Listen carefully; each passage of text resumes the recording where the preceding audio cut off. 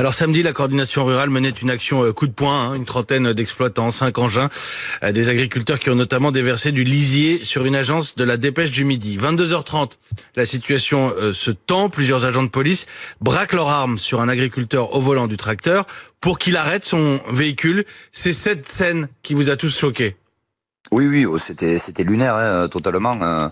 On a 3 agents de police, alors 2 CRS et un commissaire divisionnaire, je le rappelle, qui, au moment où le tracteur commence à braquer les roues pour se repositionner sur la route et dégager une voie pour éventuellement un véhicule de secours, sortent leurs armes de poing simultanément, dont une qui est sortie et qui est maintenue avec une radio, donc c'est-à-dire que les mains sont totalement pleines d'objets.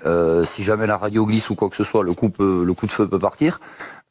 Et l'agriculteur qui est juste au volant de son tracteur se retrouve braqué alors qu'il n'avance pas vers les forces de l'ordre en les menaçant de les écraser. Alors, je vais vous agacer, Lionel Candelon, mais pour ne pas être traité comme des délinquants, il faut peut-être pas se comporter comme un délinquant. Quand vous avez un policier qui vous dit d'arrêter le tracteur et de descendre, vous arrêtez le tracteur, vous descendez, vous entreprenez pas une manœuvre.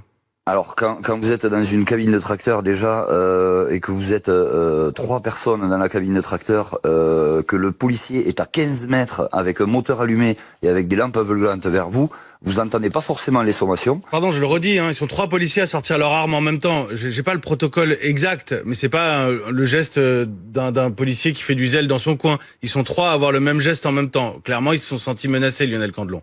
Ceux qui sortent leurs armes juste après le commissaire divisionnaire, effectivement, on parle quand même de 3 armes 9 mm braquées sur quelqu'un qui est au volant de son tracteur. C'est pas une BMW qui a fait 2 refus d'obtempérer et qui continue à rouler sur des gendarmes.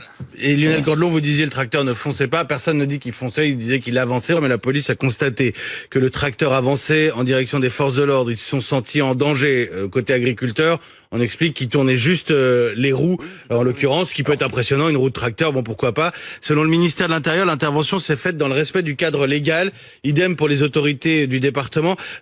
Comment dire, vous n'en faites pas un peu beaucoup? Écoutez, moi j'ai vécu l'Ariège, je pense pas que les autorités étaient coulantes avec les agriculteurs.